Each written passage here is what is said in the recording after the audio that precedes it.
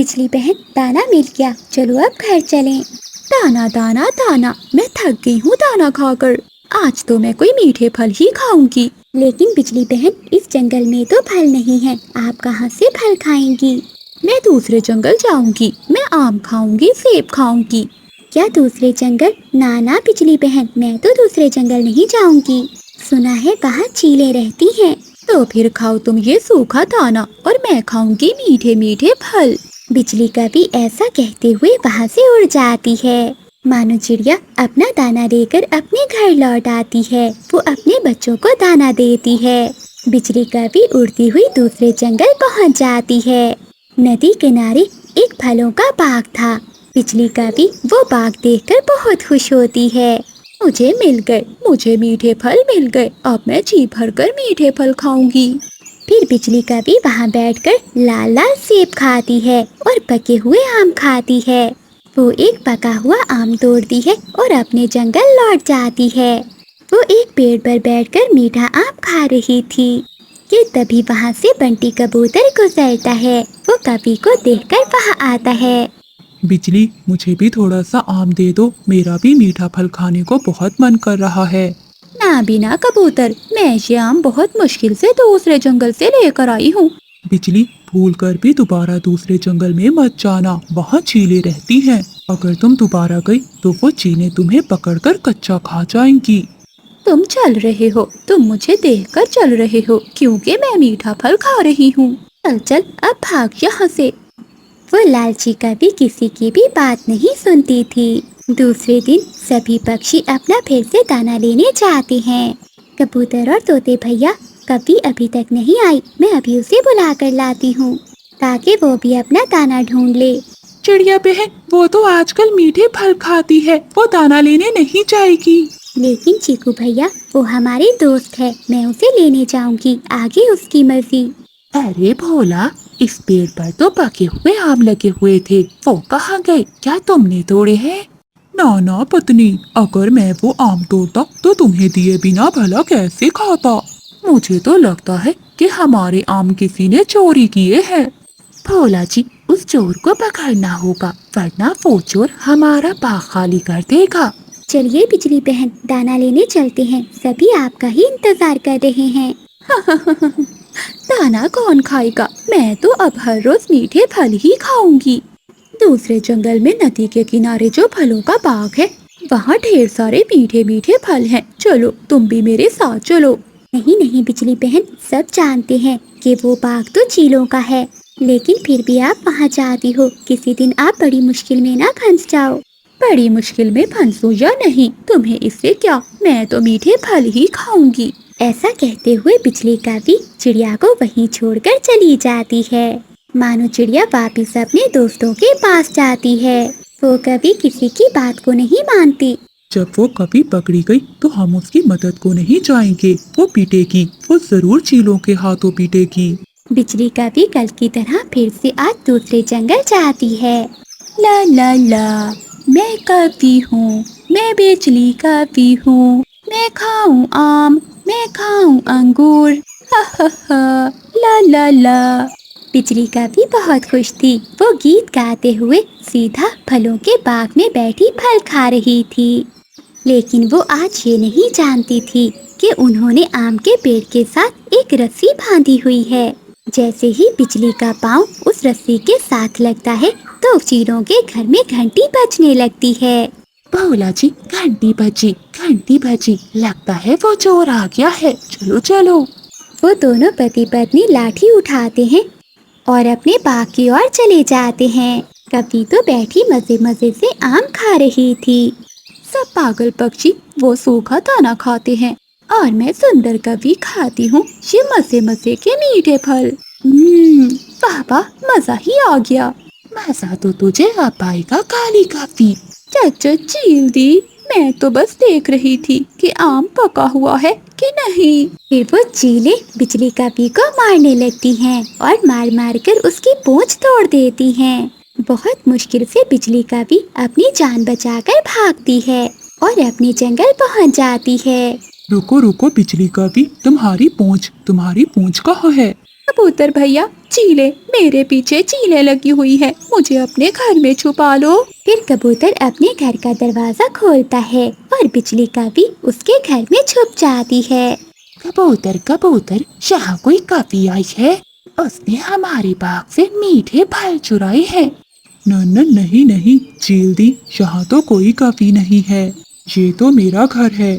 फिर चीले वहाँ से चली जाती हैं और बिजली का भी डरती डरती बाहर निकलती है। कबूतर भैया, तुम्हारा बहुत बहुत धन्यवाद मेरी जान बचाने के लिए। बिजली, क्या कल फिर मीठे आम खाने जाओगी? नहीं नहीं कबूतर भैया, अपने जंगल का सूखा दाना ही खा लूंगी। मैं पेड़ों के पत्ते खा लूंगी, लेकिन भूल के भी कभी वहाँ दोबारा नहीं जाऊंगी। फिर बिजली कभी वहाँ से उड़ती है और अपने घर में चली जाती है। अगली सुबह सभी पक्षी कवि को लेने आते हैं। कवि बहन, जल्दी बाहर आओ, दाना लेने जाना है। बिजली अपने घर से बाहर आती है। कवि बहन, स्वादिष्ट मीठे फल तो खा लिए, लेकिन आप अपनी पूंछ गवा बैठी हैं। चलो चले दोस्तों दाना लेने। फिर वो सभी दोस्त दाना लेने चले जाते हैं। तेज बारिश में मानो चिड़िया अपने दो बच्चों को लेकर कबूतर के घर की ओर जाती है। रास्ते में तोता और उसकी पत्नी एक पेड़ पर बैठे हुए थे। तोता चिड़िया को आवाज देता है, चिड़िया बहन, मैं यहाँ हूँ, यहाँ आ जाओ। मानो चिड़िया अपने दोनों बच्चों को लेकर तोते के पास जाती है। चीकू और चिंकी बहन, आप यहाँ क्यों बैठे हुए हो? कहीं आपका घोंसला भी हमारे घोंसले की तरह टूट तो नहीं गया? हाँ चिड़िया बहन, मेरा घोंसला तो रात की तेज हवा से ही टूट गया था। दुख हुआ सुनकर, लेकिन चीकू भैया, मैं आप दोनों की मदद भी नहीं कर सकती, क्योंकि मेरा घर भी टूट गया है। मैं तो कबूतर के घर की ओर जा रही थी। कबूतर अभी मेरे पास आया था, वो कौवों के घर गया है। हम सब ने सलाह की है कि हम बारिशों के दिन पहाड़ों पर गुजारेंगे। पहाड़ों का सुनकर चिड़िया डर जाती है। लेकिन चीकू भैया, मेरे तो छोटे छोटे बच्चे हैं और वहाँ पर तो वो सुनहरी चील रहती है। चिड़िया बहन, हम चील से बात करेंगे। वो चील इतनी भी जालिम नहीं होगी कि हम बेरहम पक्षियों को खा जाए। लेकिन चिंकी बहन, वो ऐसे बैठे हुए थे कि तभी कबूतर भी कौवों को लेकर आ जाता है। जल्दी करो, हवा बहुत तेज हो रही है, हमें जल्दी से उड़ना होगा, वरना हम यहाँ से नहीं निकल पाएंगे। लेकिन मेरे बच्चे, अगर उस जालिम चील ने मेरे बच्चों को खा लिया तो मैं क्या करूँगी? चिड़िया बहन, मेरा जुगनू भी तो साथ है और ये फैसला हम सब का है, और पहाड़ों पर हम सब सुरक्षित रह सकते हैं। बेचारी चिड़िया करती भी तो क्या करती, उसे अपने दोस्तों की बात माननी पड़ती है और वो सभी के साथ उड़ जाती है। पहाड़ों पर गुफा में एक सुनहरी चील रहती थी और उसकी पास वाली गुफा में वो सभी पक्षी चले जाते हैं। कवि भैया, अब चील से बात कौन करेगा? मैं और तुम, हम दोनों चलकर उस चील से बात करते हैं। चिड़िया और बादल कौवा दोनों गुफा के दरवाजे पर जाकर चील को आवाज देते हैं। चील अपनी गुफा में सोई हुई थी, वो उठकर बाहर आती है। अरे पक्षियों, क्या बात है, तुम यहाँ क्या करने आए हो? चील दी, हम सब बारिश के सताए हुए हैं, हम सब कुछ दिन आपकी पास वाली गुफा में रहेंगे। हम आपसे विनती करने आए हैं कि हमारे बच्चों को मत खाना, हम बहुत मजबूर होकर आए हैं यहाँ। ठीक है पक्षियों, तुम चिंता ना करो, मैंने मांस खाना छोड़ दिया है, तुम सब निश्चिंत होकर गुफा में रह सकते हो। फिर वो दोनों वापस अपनी गुफा में चले आते हैं। बादल जी, क्या कहा उस चील ने?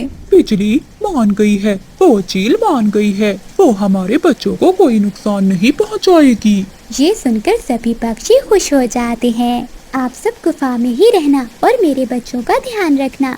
मैं और कबूतर भैया दाना लेकर आते हैं। चिड़िया बहन, ध्यान से जाना, बाहर बहुत तेज बारिश है। फिर चिड़िया और कबूतर अपनी गुफा से बाहर निकलते हैं और वो दाने की खोज में जंगल में जाते हैं। जंगल में तो हर तरफ पानी ही पानी था, भोजन मिलना बहुत मुश्किल था।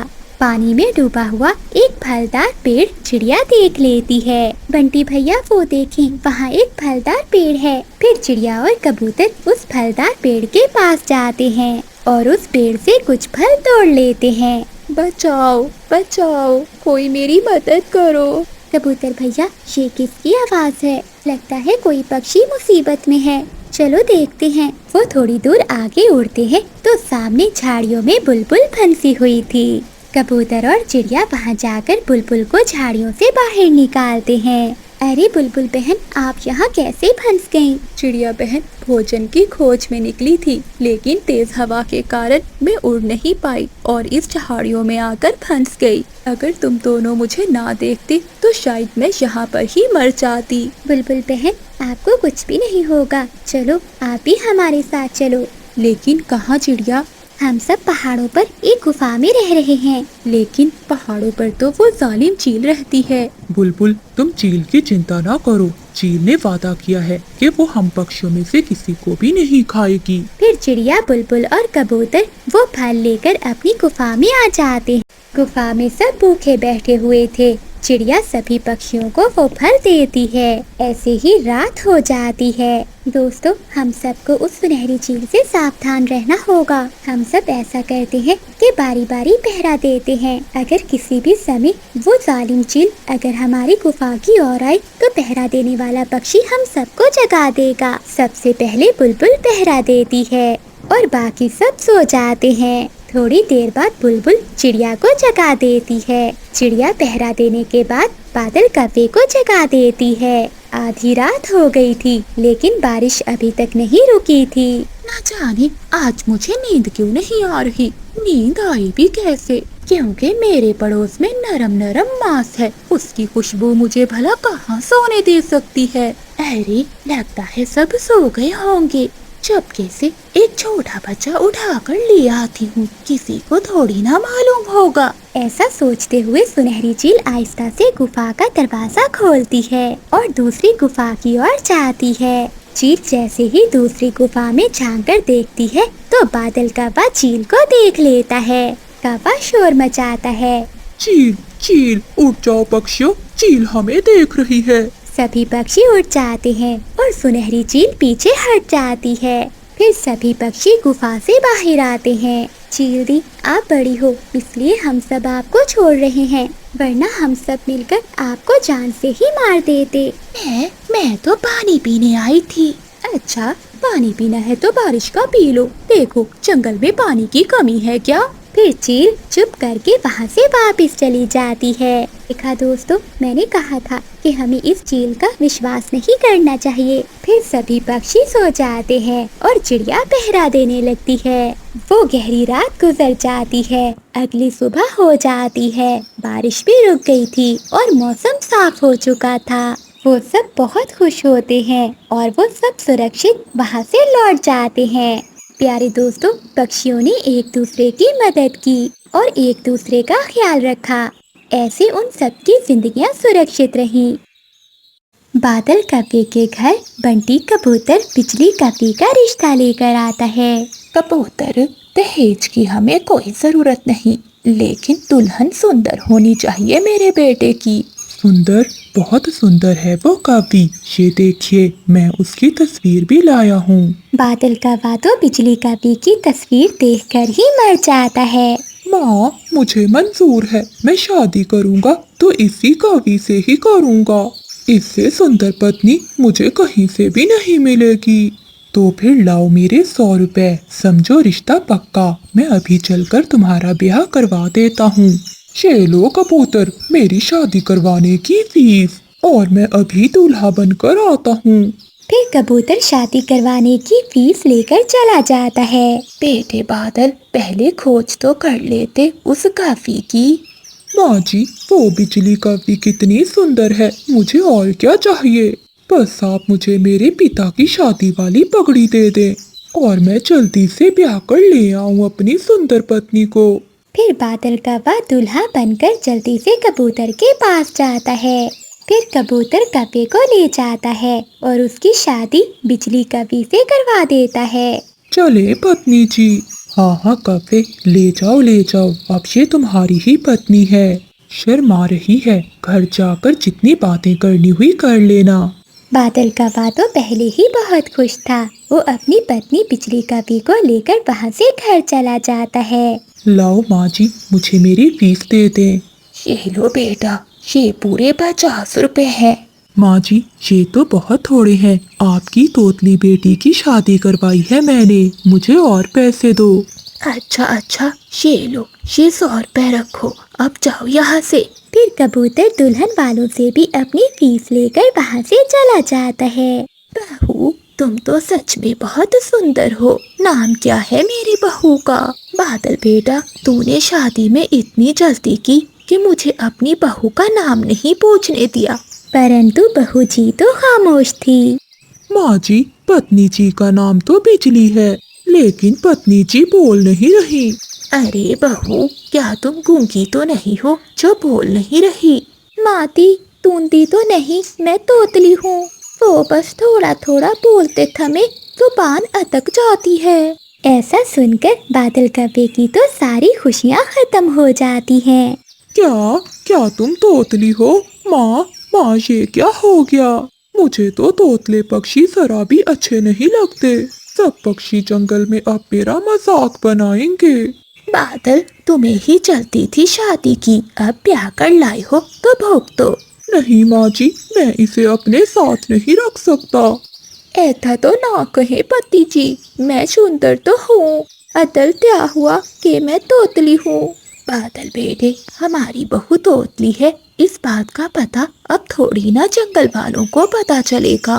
बस बहू, तुम किसी के सामने बोलना ना तुम बोलोगी और ना ही किसी को मालूम होगा कि हमारी बहू तोतली है। मैं कोई पागल हूँ तो दीदी के सामने बोलूंगी। देता पति दी, माँ दी कितनी बुद्धिमान है।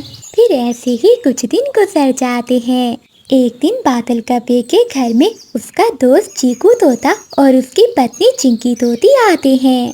बादल की पत्नी बिजली उन्हें खाना देती है और चुप करके बैठ जाती है। भाभी जी, ये लहंगा मैं आपके लिए लाई हूँ, देखिए कैसा लगा आपको ये लहंगा। परंतु बिजली कभी तो खामोश बैठी हुई थी, क्योंकि उसे उसके पति ने बोलने से मना किया था। बादल भैया, आपकी पत्नी तो मेरा जवाब ही नहीं दे रही।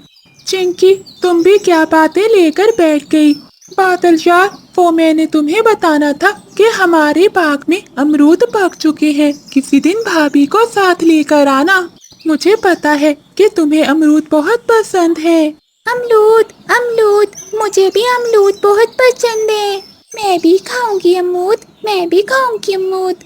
अरे ये क्या बादल, तुम्हारी पत्नी तो तोतली है, शायद इसीलिए चुप करके बैठी हुई थी। यार बादल, क्या तुम्हें पूरे जंगल में यही काफी मिली थी? परंतु बादल का पातो चुप करके बैठा रहता है। फिर तोता और तोती वहाँ से चले जाते हैं। मैंने कहा था ना कि चुप रहना, क्यों बोली तुम? अतिथि, अमरूद का सुनकर मुंह में पानी आ गया था, बस इसीलिए थोड़ा सा बोल पड़ी। ऐसे ही कुछ दिन गुजर जाते हैं। एक दिन मानो चिड़िया आती है। इस बार भी बादल कव्वा बिजली को चुप रहने का ही कहता है। बादल भैया, जब से आपकी शादी हुई है आपको बाहर आते जाते नहीं देखा। कभी अपनी पत्नी को लेकर मेरे घर भी आ जाया करो। चिड़िया बहन, हम आज या कल तुम्हारे पास आने ही वाले थे। तभी बादल कव्वे की माँ रसोई से आवाज देती है। बहू, अरे ओ बहू, चावल कहाँ रखे हैं? लेकिन बिजली कव्वी खामोश थी। बहू, मैं कब से पूछ रही हूँ कि चावल कहाँ हैं? माँ कब से पूछ रही है, बताओ ना चावल कहाँ रखे हैं? पतिति, क्या करूं, ना बोलूं तो मली, बोलूं भी तो मली। तो दी तो ता है ते तुप लेना। अरे बादल भैया, ये क्या, आपकी पत्नी तो तोतली है। हाँ चिड़िया बहन। अरे बादल भैया, ये कोई बड़ी बात नहीं है। आप मेरे साथ चलो, मेरे पास एक फूलों का रस है। उस फूलों के रस को पीने से तोतलापन खत्म हो जाता है। मानो बहन, ये तो बहुत अच्छा होगा अगर बिजली का तोतलापन खत्म हो जाए तो। फिर बादल चिड़िया से वो फूलों का रस ले आता है और वो रस अपनी पत्नी बिजली कव्वी को पिला देता है, जिसे पीने से बिजली कव्वी ठीक हो जाती है। पति जी, मेरे तोतलेपन ने मुझे एक फायदा भी दिया है। मुझे कोई भी जितना कहे मुझे गुस्सा नहीं आता था, क्योंकि मैं खुद को अधूरी महसूस करती थी। बिजली, मैं बहुत खुश हूँ कि तुम मेरी पत्नी हो। फिर वो पति पत्नी खुशी खुशी साथ रहते हैं।